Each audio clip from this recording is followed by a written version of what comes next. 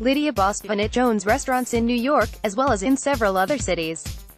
Bobby Bank, WireImage Many of chef Lidia Bastianich's earliest memories are of her grandparents' village on the Istrian peninsula, which was part of Italy when she was a small child. The family ate what Bastianich now calls peasant food, farm-to-table meals consisting of animals they raised and fruits and vegetables they grew. Later, after Bastianich emigrated to America, she drew on those childhood meals in opening her first restaurant with her husband, Felice.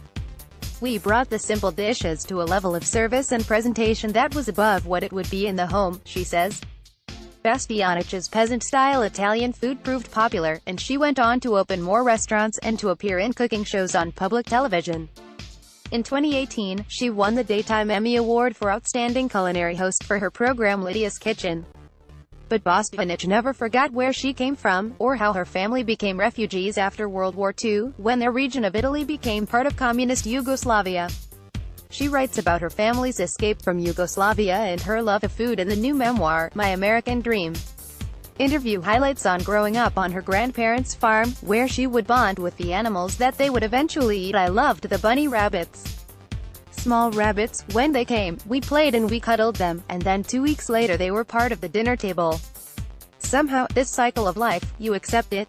You bond, you learn, you connect, you help to raise these little animals and they become adult animals and they become food. And when food is scarce, every morsel is really appreciated. In a sense, you are grateful to these animals. You celebrate them in a way, because they are giving us life.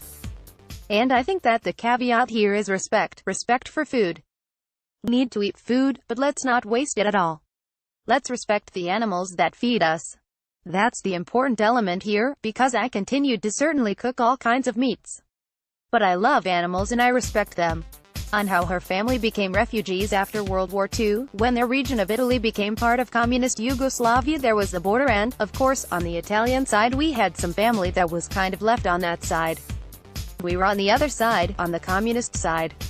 So my mother decided that supposedly our great-aunt Nina in Trieste, Italy, was not feeling well. And so we got a visa. And that's only the three of us, my mother, my brother and I. My father, they wouldn't give a visa. He had to remain, you know, as a hostage in a sense so that the family would return. We went to Trieste, visited the aunt, stayed with the aunt. The aunt looked fine to me. And then about 2 to 3 weeks later my father escaped the border, literally walking about 50 kilometers, crossing the barbed wire fence with the dogs. They were shooting at him, but he made it. And we reunited in Trieste in 1956. On how Julia Child encouraged her to start cooking on television as far as television, when I was the chef in Lidia restaurant. One of the people that came was Julia Child, and with her, also, James Beard came for dinner. And she was very interested in risotto, how to make it. So we became friends, I taught her how to make risotto, and we continued our friendship. She asked me to be on her show, the Cooking with Master Chefs series. And that's when the producer says, "Lidia, you're pretty good. How about a show of your own?" And that was 20 years ago. So I thought about it. She encouraged me. She said, "Lidia, you go ahead.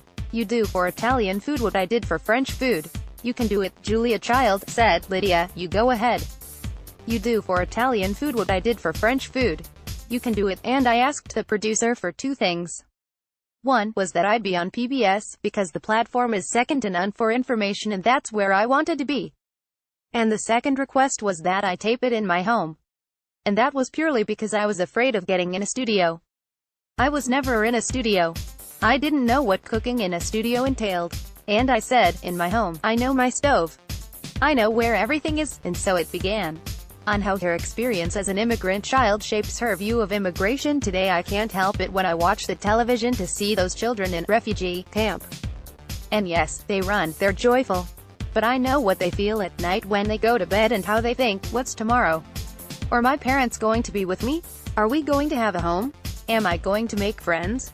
Am I going to see my relatives again? I know that those children have the same thoughts. So I feel really connected. So hopefully me telling my story is a good story. It's a story of somebody that, yes, faced adversity like a lot of people are facing today. But given a chance, and working hard, and being spiritual, and staying strong to those basic values can take you to great places. Maybe because of my matriarchal, if you will, position, I was always looked on with respect. But I tell women in the industry, and for that matter everybody, you need to give respect and you need to actually demand and get respect back. Have I seen it? It's unavoidable to see different things, and I've corrected it along the way as much as I've seen. But it is a reality there. And my case, it was always more of a family situation, my husband was always there. And hence, mine maybe wasn't as direct. But it's an unacceptable issue which really needs to be addressed. Therese Madden and Thea Challoner produced and edited the audio of this interview. Bridget Bentz, Molly C. Nesper and Maria Godoy adapted it for the web.